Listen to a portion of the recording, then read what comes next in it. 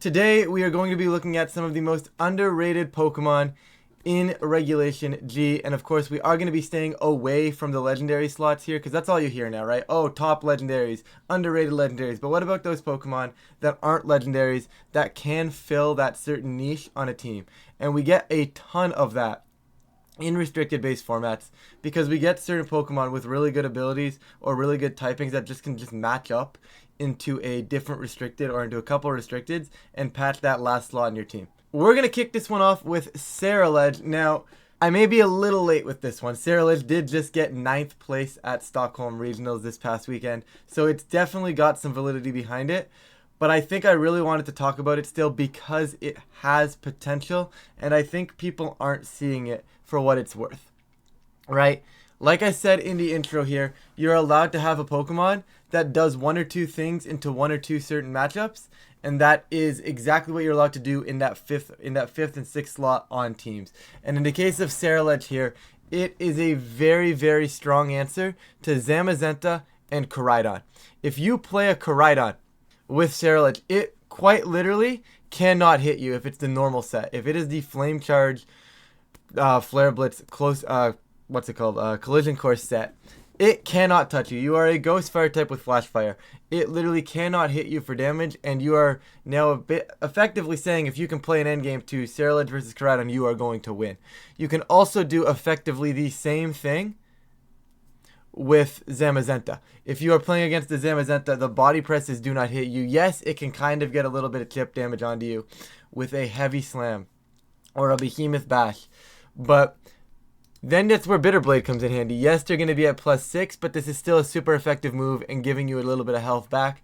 You probably win the 1v1, or you most likely are going to win that 1v1 simply because it cannot hit you. And now because it cannot hit you, you may not be able to play like to the 1v1 endgame, but you can play to the spot where you have a Sableye on the board, a Koraidon on their side, and something else on your side, and you know that if the Zamazenta really wants to get anywhere, it kind of has to hit that other slot.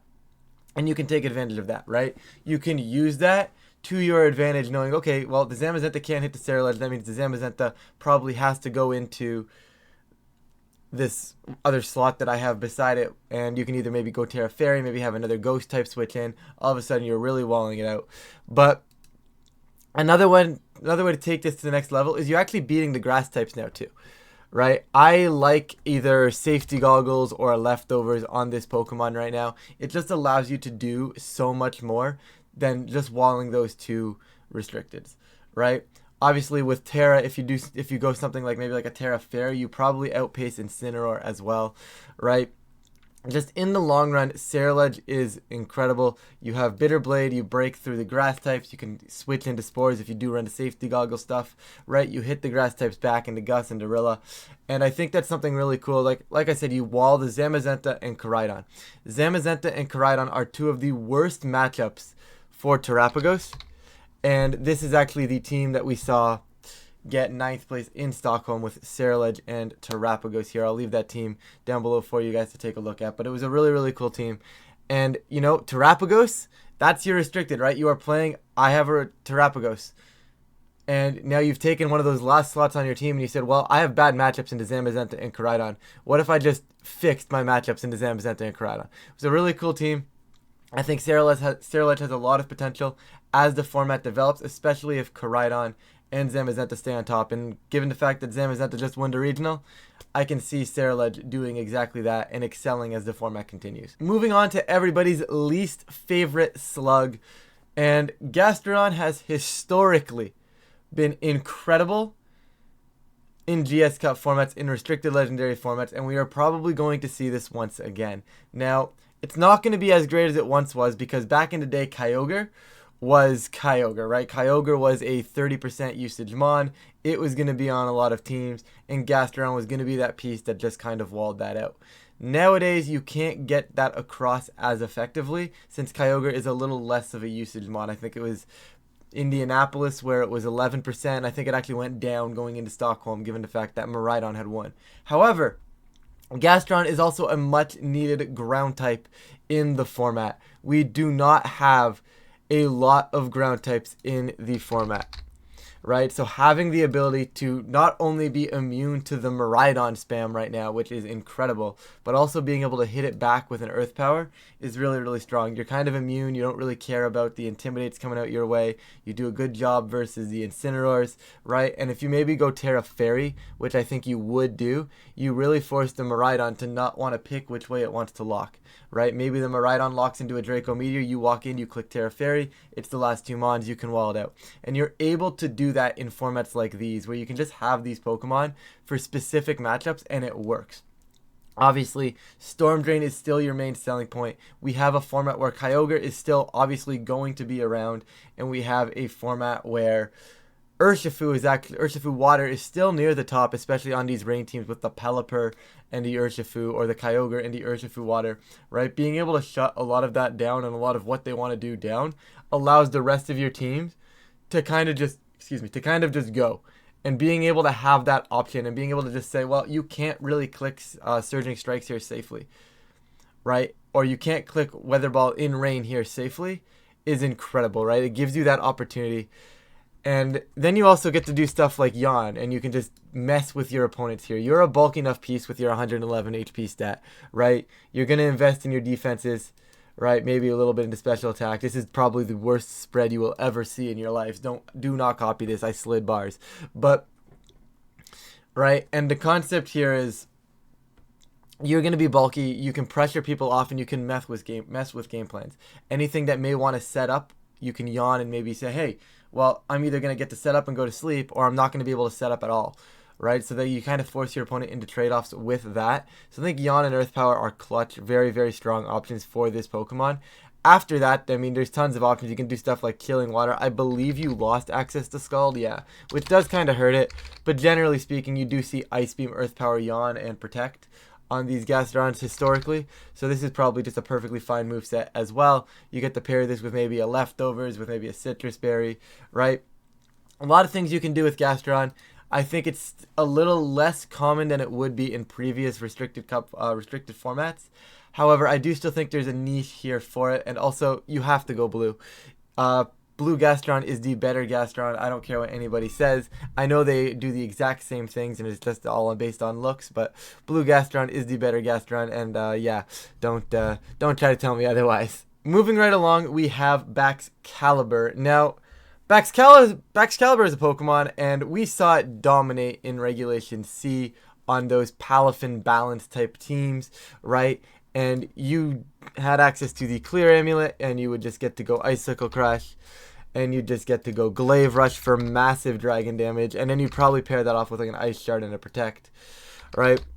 And what makes this Pokemon so good right now is the core of Incineroar Amoonguss, right? That is one of the best defensive cores in the game right now. And being able to break both Incin and Amoonguss is incredible. Obviously, Incin can kind of do some damage to you over time with some knockoff, and you're not going to one-shot it. But you're winning that damage trade with a couple Glaive Rushes. I'm pretty sure you're two-shotting. They can't intimidate you because you're probably holding the Clear Amulet. Now, you could go for something like a Loaded Dice, but I think having Clear Amulet and the ability to drop Icicle Crashes into Amoonguss for massive damage is really, really important, right? You're coming off a base 145 attack stat. You might as well capitalize on it and not get intimidated. You do risk the miss with Icicle Crash, which is where the Loaded Dice Icicle Spear set kind of makes up for that. But you also have other options, right? This is not just I'm going to be a Clear Amulet bot and just do damage when I can get to do damage. You also get the option to maybe set up with a Dragon Dance, right? And then all of a sudden you get the +1 speed, and you are zooming now, right? The unfortunate thing with the Dragon Dance, and why I don't really recommend it, is even at +1, I don't believe... Oh, you can. I lied. So if you go Timid, Jolly, in this case you wouldn't go Timid, but if you go Jolly and you hit 149, at +1 you actually will outpace the Calyrex Shadow, which is something to continue. Obviously, you lose to consider. You lose a lot of bulk, obviously, on Baxcalibur here if you're going to do it this way. And I think one of the main reasons I like Baxcalibur is that it's a little more of a bulky attacker. So I don't know if I would commit to this Dragon Dance max speed stuff. But what you could do, and what I just wanted to lay it out as the option, right? You also get access to something like a Scale Shot if you wanted that to do damage and get some chip damage off, and still get a speed boost, right? but I think that scale shot is a lot more beneficial on the loaded dice variants, right? There's a tons of options with Baxcalibur, right? You break that defensive core in Incinemoongus, and I also want to point out you probably break Miraidons as well. Now, granted, Miraidon, yes, it can click Draco Meteor and destroy you. But a lot of the times, these Specs Miraidons really love capitalizing on their Electro Drift. And now, is Electro Drift probably going to do 70 to 80% to your Baxcalibur if they Terra Electric and our choice specs? Probably. But you're going to live and you're going to get some decent damage back into it, right? And if you pair this with Ice Shard, right? And they can't always Terra. And I think that's something you can work with as well, right? Maybe you pair this with something like a Rillaboom. Let's just, for example, right? And now you have Baxcalibur and you're going to force the Terra Electric. All of a sudden, even if you're not, you live, you get 60% with an Icicle Crash, I would imagine. Maybe just under that, right? And then Rillaboom just comes in and Grassy glides it away later and they're no longer a Dragon type. And because you've removed their Dragon type, you can capitalize on that, right? So yes, you may not beat it in a 1v1 unless it's like an end game where they can't Terra. However, you're also going to have the opportunity to, like I said, just kind of force things into your favor a little bit, right? Whether or not you do this with a Rillaboom by getting rid of its Dragon typing, maybe you pair it with an Urshifu, right? That's another cool concept here, right? You go Choice Scarf, Water Ursh. Now, granted, you do not want your Water Urshifu in front of a Miraidon. However, if I force it to go Terra Electric and get 50% damage to it, Surging Strikes can then come in later and finish it off, right? There's a lot of cool concepts you can do with Baxcalibur against Miraidon. Now, yes, you do beat it if they don't Terra, but if they do Terra, you're at least forcing a Terra and you can force something on them, right? Chances are you would be clicking Glaive Rush if they're not Terra Fair. If they're Terra Electric, you'd be clicking Glaive Rush, not Icicle Crash anyways. However, the concepts with Baxcalibur versus Miraidon are there. You have potential setup if you want it instead of the priority on Ice Shard. And then you can just, like, you know, you have that. You have options. I think Baxcalibur is really, really cool, and I think it needs to be seen a little bit more. It is a 600 base stat total mon. I think it's a pseudo-legendary. Let me just confirm. Yeah, 600 base stat total mon. It is indeed a pseudo-legendary. So, very, very cool mon. I think it has a lot of potential. Definitely give it a shot if you are looking for that Dragon type that's not Raging Bolt. And we move on to what was dominating Regulation A, and that is Annihilate. Okay, Regulation A, we saw tons of Annihilate. We saw Grimmsnarl Annihilate. We saw the Bulk Up. We saw the Drain Punch, right? We saw tons of that. However, what I want to talk about with Annihilate this time around is a little bit of a different variant. Because with the restricted legendaries, you don't have as much time to sit around and bulk up with this piece. You still run Defiant because Incineroar is obviously a 70% usage Pokemon in this format. And anytime you can get the +1, that is incredible. But the one move I want to talk about is capitalizing on your HP stat of base 110 and running Final Gambit. And this is, you're running Final Gambit, you're maxing out your HP. And I just want to talk about, we're quickly going to go filter Pokemon by the HP stat here, okay? Obviously, we forget about Blissey. Stellar Terapagos. Keep in mind, Stellar Terapagos. Giratina, which you can't hit with it anyways, right? And we're going to get there. I mean, Lunala, you can't hit with Final Gambit anyway, so you forget about those, right? But you basically scroll down, and you get to a spot where everything is going down, right?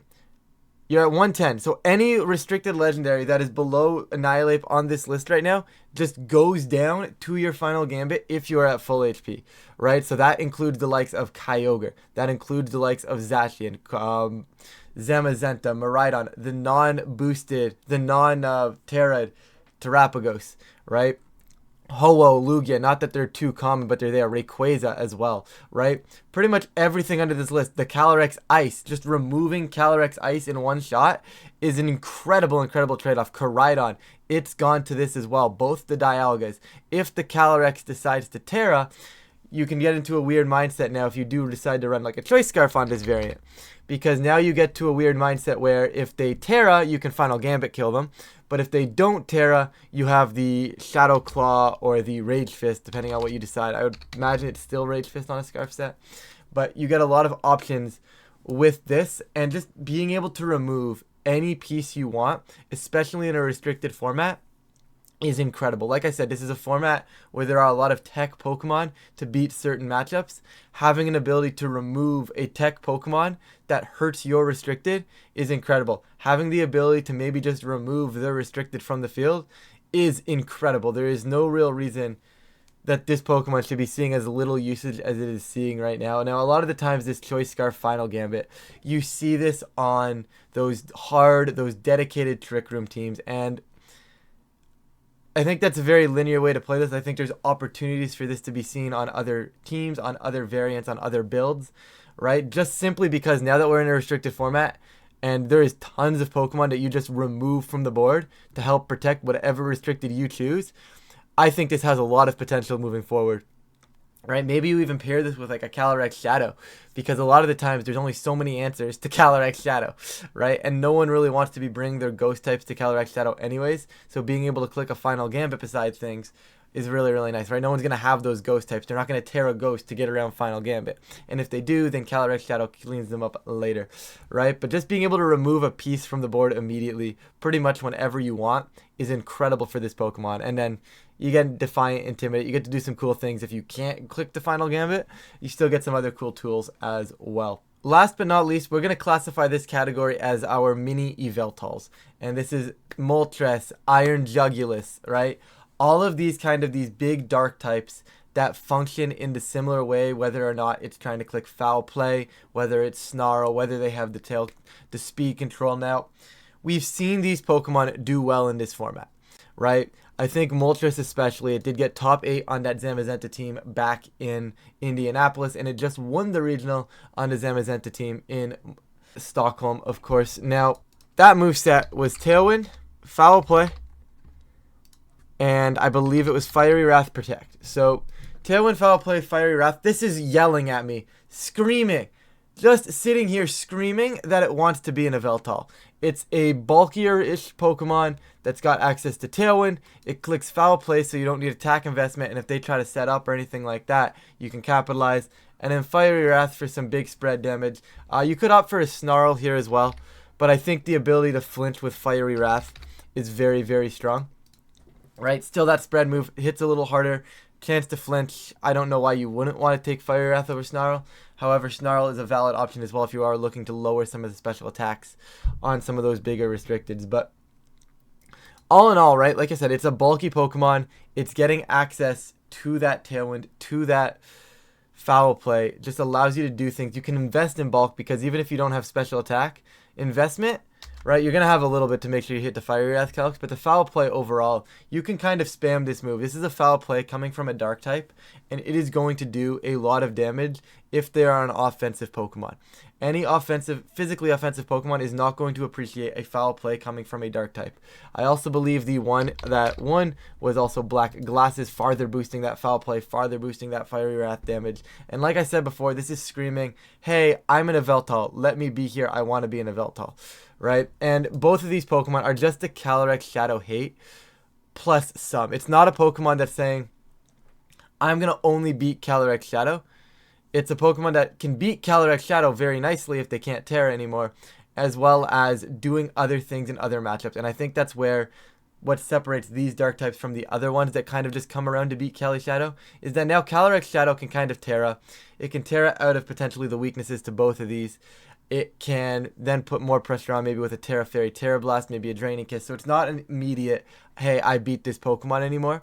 However, what it does do is very similar to that Baxcalibur. If you're forcing it to Terra, all of a sudden maybe something else, the door opens for something else to kill. But also what I like is you're not using it to solely beat Cali Shadow, right? Yes, you have a great Cali Shadow matchup with one of these on your team.